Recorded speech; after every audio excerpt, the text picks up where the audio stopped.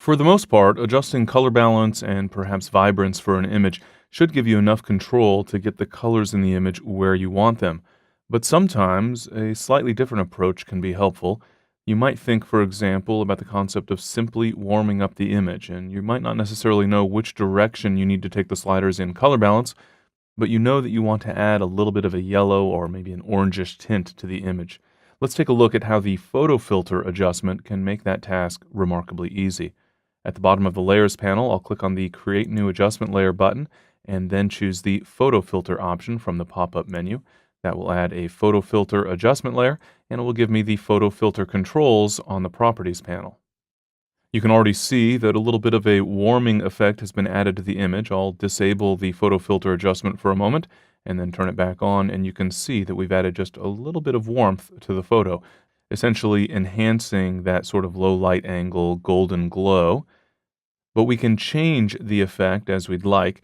There are two basic ways to work with the photo filter adjustment. We can use one of the preset filters, or we can choose a specific color. Looking at the filter pop-up, you'll see that we have several warming filters, several cooling filters, some colors, as well as some deeper colors, and we even have an underwater effect, which in essence is just a cooling effect. But we can choose between those various options, looking for just the right effect for the image. For example, maybe I want to enhance the cool tones in this image to really emphasize that I was up really, really early for sunrise for this photographic image, or I might want to add a more standard warming effect to the image. If I decide I'd like to add a different color to the image, I can choose any color of the rainbow. I'll choose the color option and then click the color swatch in order to bring up the color picker. I'll move that color picker out of the way so that we can see the image a little bit better, and we can go through the various hues. For example, you see that I can add a bluish tint, a greenish tint, a yellowish tint, anything I'd like. Let's assume I want a little bit of an orangish tint, but I want to really fine-tune the color just to my liking.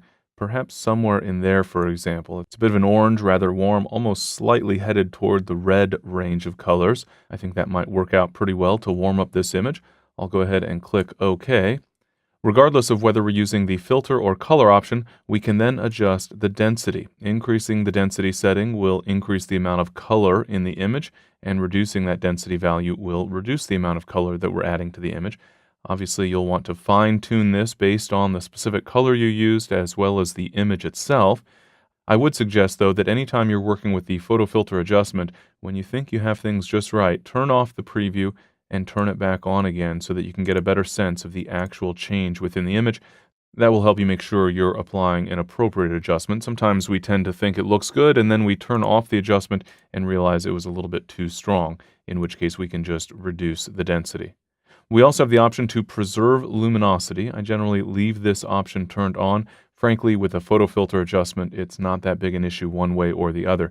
If we turn off preserve luminosity, you'll most certainly see a change in the image, but generally speaking, the difference is relatively minor, and you can compensate by fine-tuning the color. So once you have the option on or off, you can fine-tune based on the color that you select for the photo filter, and of course we could always apply additional adjustments later.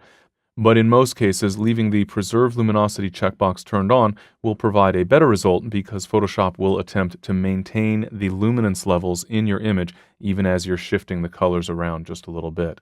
So you can see working with the photo filter is quite easy. So if you just want to warm up a photo or cool down a photo just a little bit, or otherwise change the overall color tint in a photo, this is a very easy way to go about the task, and oftentimes much easier than working with the individual sliders, the 3 sliders that you find with the color balance adjustment, for example.